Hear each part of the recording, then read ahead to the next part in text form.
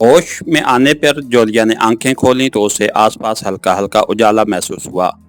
اس نے سر گھما کر ادھر ادھر دیکھا تو چونکتے ہوئے اٹھ بیٹھی۔ یہ کوئی تنگ لیکن طویل سا کمرہ تھا جس کے در و دیوار کچے تھے، چھت بھی کچی تھی جو فرش سے 8-9 فٹ بلند تھی۔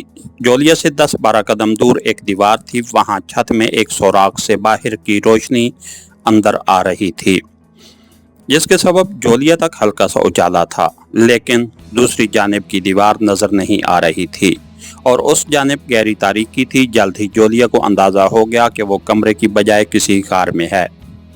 اس کے ساتھ ہی اسے گزشتہ واقعات یاد آتے چلے گئے۔ وہ عمران کے اشارے پر جوزف کے ساتھ عمران سے چند قدم ہی دور گئی تھی کہ اچانک اس کے ہاتھ پاؤں سست پڑ گئے اور دماغ چکرانے لگا تھا۔ اس حالت کے دوران اس نے جوزف کو اپنی کیفیت سے مطلع کرنے کی کوشش کی، مگر تیورا کر زمین پر گر گئی اور دنیا و مافیہ سے غافل ہوتی چلی گئی۔ یہ واقعہ یاد آتے ہی جولیا پریشان ہو گئی۔ 5-6 فٹ کشادہ غار میں سناٹا پھیلا ہوا تھا اور اس کے روشن حصے میں کوئی غیر معمولی چیز نظر نہ آ رہی تھی۔ اس جانب سے غار بند تھا، گویا غار کا دہانہ دوسری طرف تھا جو اندھیرے کے سبب نظر نہ آ رہا تھا۔ عمران، چوہان اور جوزف سمیت یہاں کوئی ساتھی دکھائی نہیں دے رہا تھا، جس کا مطلب تھا کہ اس غار میں وہ تنہا تھی۔ وہ چند لمحوں تک حالات کا تجزیہ کرتی رہی، پھر اٹھی اور آہستہ قدموں سے غار کے تاریک حصے کی جانب بڑھنے لگی۔ چند قدم چلنے کے بعد وہ گہری تاریکی میں پہنچ گئی۔ اب اسے کچھ نظر نہ آ رہا تھا، اس لیے وہ احتیاط سے قدم اٹھانے لگی۔ اچانک غار میں ایک ہولناک پھنکار سنائی دی اور جولیا یکدم سہم کر رک گئی۔ پھنکار کسی اژدہا یا ناگ کی معلوم ہوتی تھی جو تاریک حصے کی طرف سے ابھری تھی۔ جولیا دم سادے دیوار سے لگ گئی۔ 1-2 لمحوں بعد دوبارہ پھنکار سنائی دی جو پہلے سے کم فاصلے سے آ رہی تھی۔ جولیا خوف زدہ ہو گئی۔ اس نے آنکھیں پھاڑ کر اندھیرے میں دیکھنے کی کوشش کی، لیکن پھنکارنے والا نظر نہ آیا۔ تب وہ الٹے قدموں پیچھے ہٹنے لگی، مگر پیچھے ہٹتے ہی اس کی ایڑی کسی چیز سے ٹکرائی اور اس چیز کے لڑکنے کی آواز سن کر جولیا نے پلٹ کر پیچھے دیکھا تو اس کے منہ سے بے ساختہ چیخ نکل گئی۔ لڑکنے والی چیز ایک انسانی کھوپڑی تھی جو لڑک کر نیم اجالے میں جا رکی تھی۔ جولیا دیوار سے چپک کر رہ گئی تھی۔ اس کے جسم پر لرزہ طاری تھا اور دل اتنے زور سے دھڑک رہا تھا کہ جیسے ابھی سینہ پھاڑ کر باہر جا پڑے گا۔ پھر تیسری مرتبہ غار میں پھنکار گونجی اور جولیا نے یکدم اچھل کر مخالف سمت میں دوڑ لگا دی، مگر دوسرے ہی لمحے کسی چیز سے اس کا پاؤں الجھا اور وہ منہ کے بل فرش پر گر گئی۔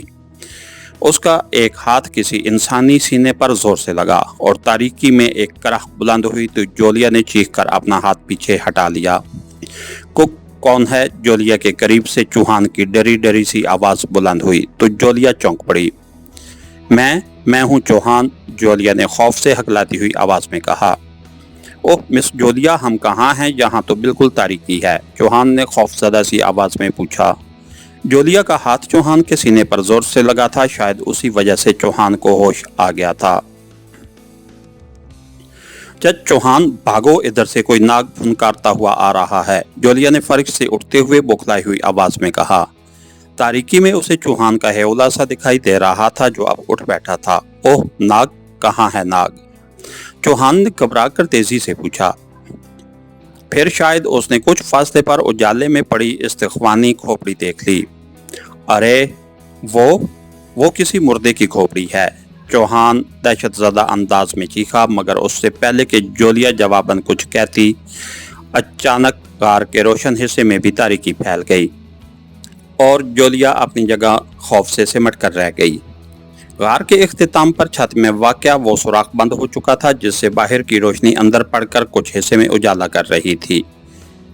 اب وہاں مکمل اور گھوٹ تاریکی تھی اور جولیا اور چوہان کو ہیولا تک نظر نہ آ رہا تھا۔ اس نے پلٹ کر اس طرف دیکھا جس سمت سے ناگ کی پھنکاریں سنائی دے رہی تھیں، لیکن اس طرف دیکھتے ہی اس کا دل دھک سے رہ گیا۔ کافی فاصلے پر 2 گول گول بلوری آنکھیں چمک رہی تھیں جو زمین سے 3-4 فٹ کی بلندی پر تھیں اور ان آنکھوں میں بے پناہ خونخواری دکھائی دے رہی تھی۔ خوف کی شدت سے جولیا کا حلق خشک ہونے لگا۔ چوہان کا بھی حال جولیا سے مختلف نہ تھا، وہ دم سادے دہشت زدہ نگاہوں سے ان پر اسرار اور خونخوار آنکھوں کی طرف دیکھ رہا تھا جو کسی بہت بڑی اور قد آور سیاہی بلی کی معلوم ہوتی تھی، لیکن اندھیرے میں بلی کا چہرہ اور وجود نظر نہ آ رہا تھا۔ ناگ دیوتا کی قسم، تم دونوں کے خون کا ایک قطرہ بھی زمین پر نہیں ٹپکنے دوں گی۔ دفتن ان آنکھوں کی طرف سے ایک خوفناک اور سرسراتی ہوئی نسوانی آواز بلند ہوئی اور جولیا کی دھڑکنیں کم ہونے لگیں۔ عرصہ بعد سفید چمڑی والوں کا خون پینے کا موقع ملا ہے، تم دونوں کا گوشت بھی بے حد لذیذ ہوگا۔ وہ غیر انسانی آواز دوبارہ غار میں گونجی تو جولیا اور چوہان کو اپنی رگوں میں خون منجمد ہوتا محسوس ہوا اور دہشت کی شدت سے ان کے دماغ چٹکنے لگے، لیکن ٹھیک اسی لمحے دوسری سمت سے ایک سنسناہٹ سی بلند ہونے لگی، جیسے بے شمار جھینگر سائیں سائیں کر رہے ہوں۔ تو وہ دونوں خونخوار بلوری آنکھوں سے نگاہیں ہٹا کر غار کی دوسری جانب دیکھنے لگے، لیکن اس طرف بھی گھور اندھیرے کے سوا کچھ نہ تھا۔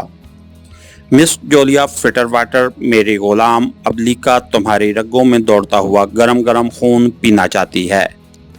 اچانک اس جانب سے ایک جانی پہچانی آواز بلند ہوئی تو جولیا اور چوہان بے ساختہ اچھل پڑے۔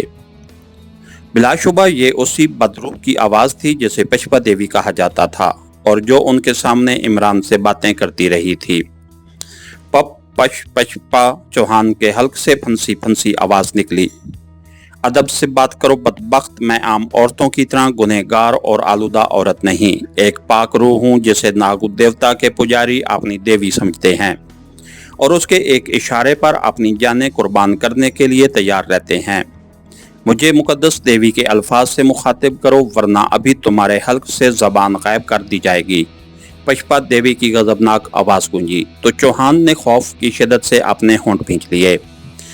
جولیا پر بھی دہشت طاری تھی۔ اسی وقت پشپا دیوی کی آواز سنائی دی، ہا ہا ہا، جولیا میں تمہیں ایسا خوف و اذیت میں مبتلا کروں گی کہ تم چوں بھی نہ کر سکو گی۔ میری غلام ابلیکا اب بھی یہاں موجود ہے اور یہ غار اسی کا مسکن ہے۔ میں تو فضا میں تمہاری چیخیں سن کر آئی ہوں کہ تمہارے باقی ساتھیوں کی طرح تم دونوں کو بھی اپنے پجاریوں کے قتل کی سزا دوں، لیکن تم پہلے ہی خوف کی اذیت میں مبتلا تھیں۔ پشپا دیوی نے کہکا لگاتے ہوئے کہا تو جولیا چونک پڑی۔ تم نے میرے ساتھیوں کو کیا سزا دی ہے، وہ کہاں ہیں؟ جولیا نے بے تابی سے پوچھا۔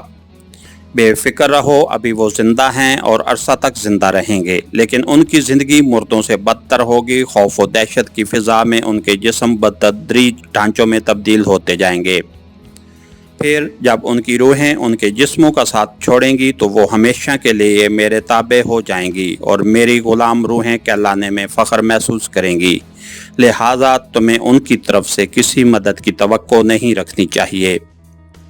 تمہارا چاہنے والا عمران بھی تمہیں میرے قہر و غضب سے نہیں بچا سکتا، کیونکہ خود اس کی زندگی میرے ایک معمولی سے اشارے پر موقف ہے۔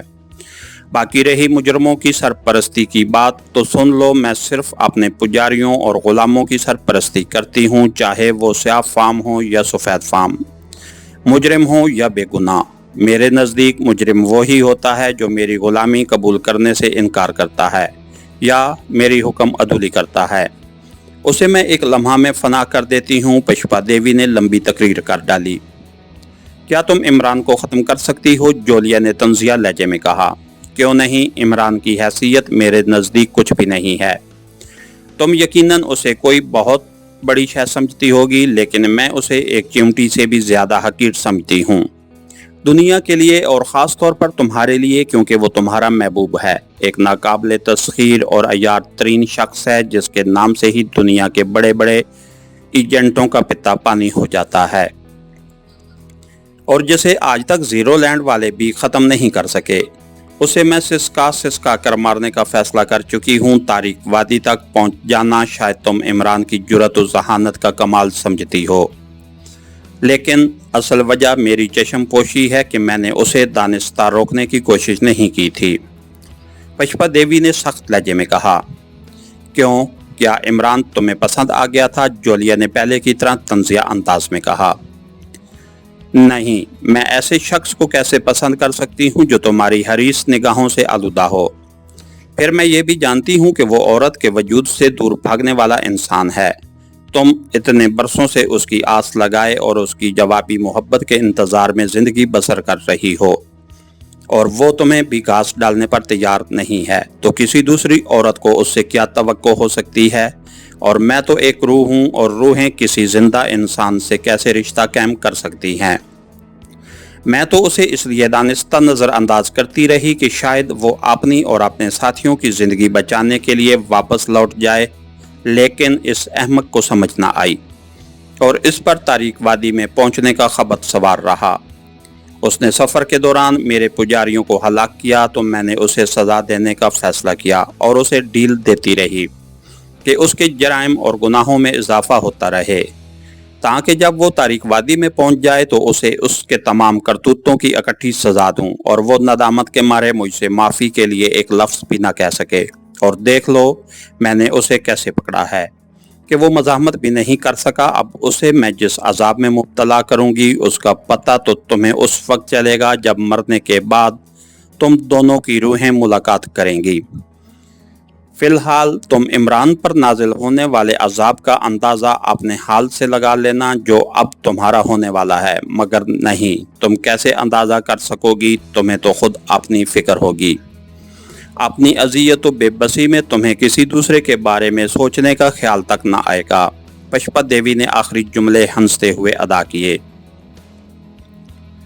सुनो पुष्पा, अगर इमरान को कुछ हुआ तो मैं तुम्हारा खून पी जाऊंगी, जोलिया ने यकदम हल्क के बल चीखते हुए कहा तो जवाब में पुष्पा की तरफ से कुछ आवाज़ न आई। यकीनन पुष्पा देवी की रूह वहां से रुखसत हो गई थी। जोलिया ने इत्मीनान का सांस लेना चाहा, लेकिन ठीक उसी लम्हे गार की छत में वाक़या सुराख खुल गया और उस जानिब हल्का हल्का उजाला फैल गया। जोलिया ने अपने पहलू की जानिब देखा तो चौहान दीवार के पास बेसुध पड़ा नजर आया। शायद वो खौफ की शिद्दत से बेहोश हो चुका था। जोलिया ने एक हाथ से उसे झंझोड़ा ही था कि गार में अजीब सी आवाज़ गूंजी। यूं लगता था जैसे हड्डियां खड़खड़ाई हों। जोलिया ने बेख्तियार सामने की जानिब देखा तो दहशत के मारे पत्थर की तरह साकित हो गई। कार के रोशनी वाले हिस्से में एक इंसानी ढांचा हरकत कर रहा था और उसकी खोपड़ी में दो लाल अंगारा देखती हुई आंखें जोलिया पर मरकूज थीं। एक लम्हा बाद उस ढांचे ने जोलिया की तरफ कदम बढ़ाया और उसके पिंजर की हड्डियों की खड़खड़ाहट सुनाई दी तो जोलिया के हल्क से खौफनाक सी चीख निकली और वो तेजी से उठकर ढांचे की मुखालिफ समत में दौड़ी, लेकिन बदहवासी के सबब उसके पांव आपस में उलझे तो वो लड़खड़ाती हुई मुंह के बल कार के फर्श पर गिरती चली गई। फिर उसे कुछ होश न रहा था। जिसके साथ ही हमारी आज के एपिसोड का इख्तिताम हुआ। कहानीगर चैनल को लाइक कीजिए, सब्सक्राइब कीजिए और बेल आइकन को प्रेस कर दीजिए ताकि हर आने वाली नई वीडियो आप तक बर वक्त पहुंच सके। शुक्रिया।